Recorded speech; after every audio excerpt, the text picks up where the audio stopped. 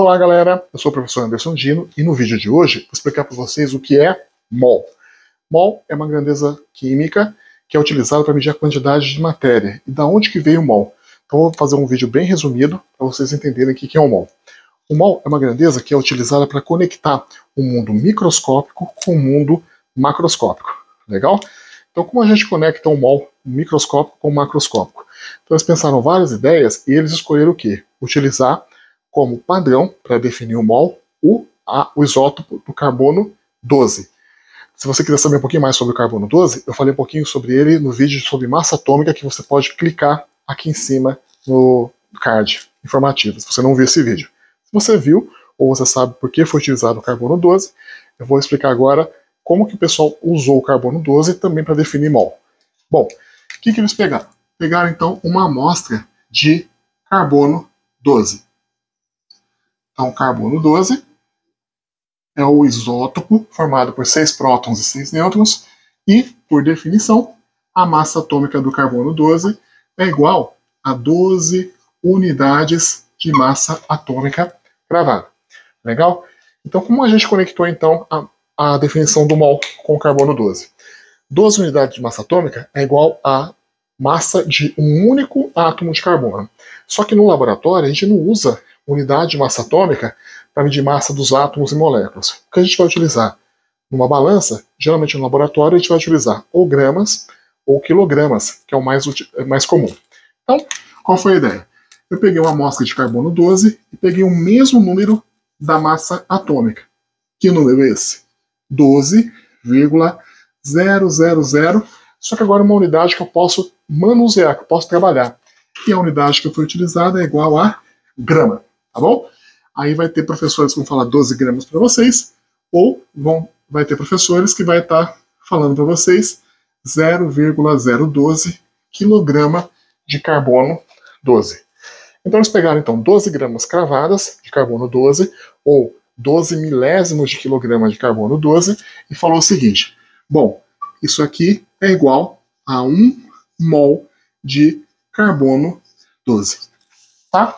Então o que é um mol?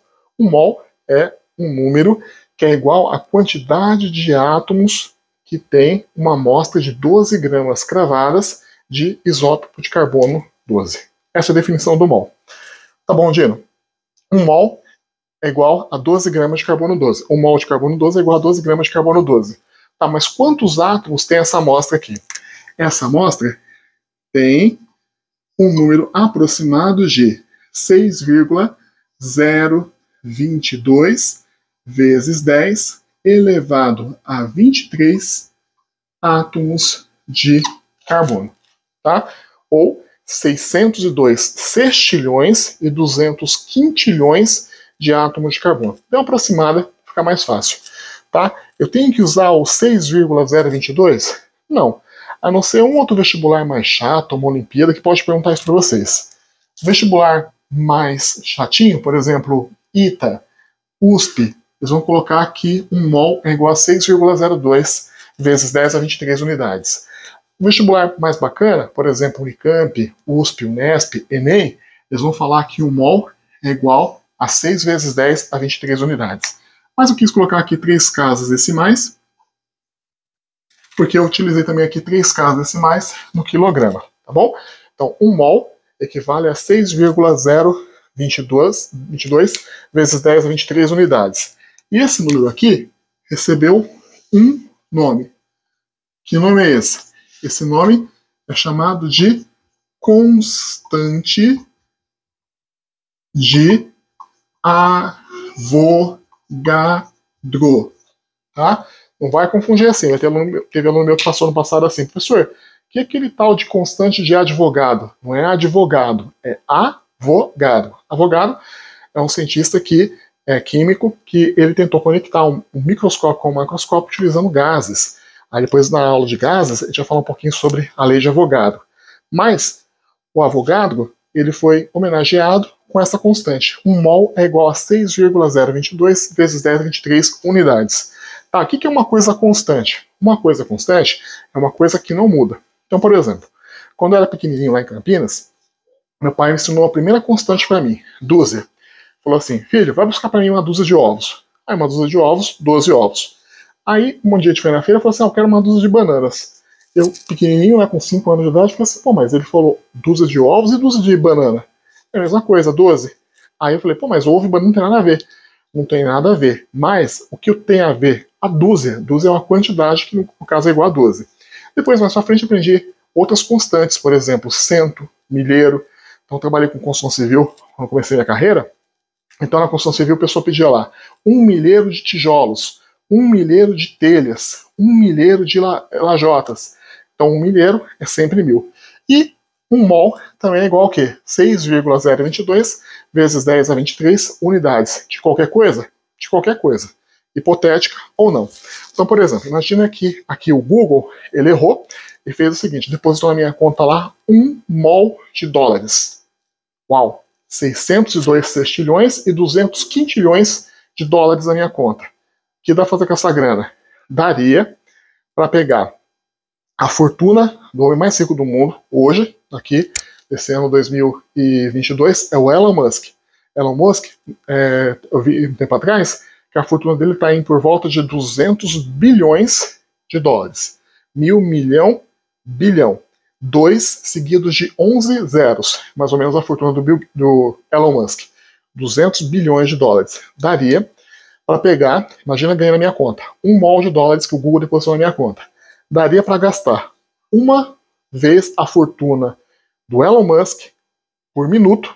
Imagina, passou 1 minuto, gastei 200 bilhões de dólares. 2 minutos, 400 bilhões de dólares. 3 minutos, 600 bilhões de dólares. 5 minutos, 1 trilhão de dólares. Daria para gastar uma fortuna do Elon Musk por minuto, que eu ia morrer velhinho e não ia conseguir gastar essa quantidade de dólares que está depositada na minha conta hoje.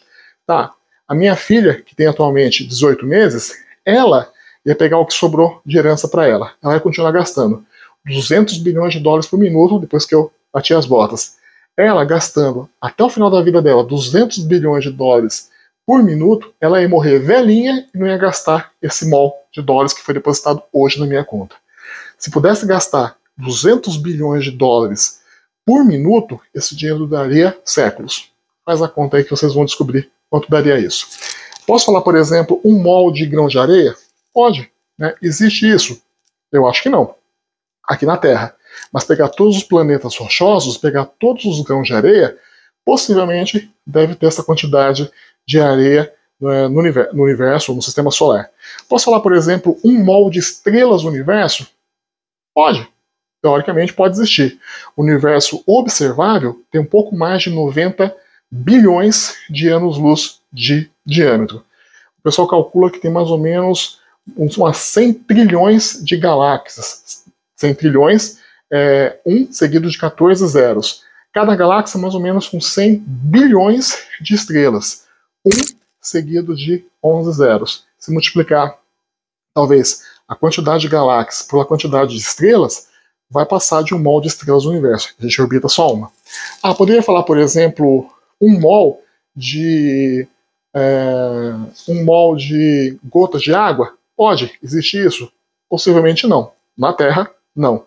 Poderia falar, por exemplo, 1 mol de Kalman-Raymond? Pode. 602 sextilhões de Kalman-Raymond. Existe isso? Não existe. Mas daria mais ou menos bilhões de Kalman-Raymonds por habitante no planeta Terra. Mas o mol é isso que eu queria passar para vocês. É uma constante que eu posso aplicar hipoteticamente para qualquer coisa.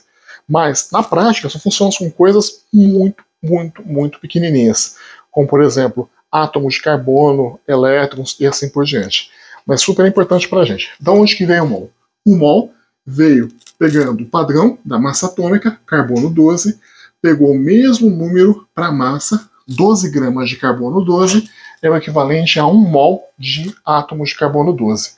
E contando, 1 mol é igual a 6,022 vezes 10 a 23 unidades.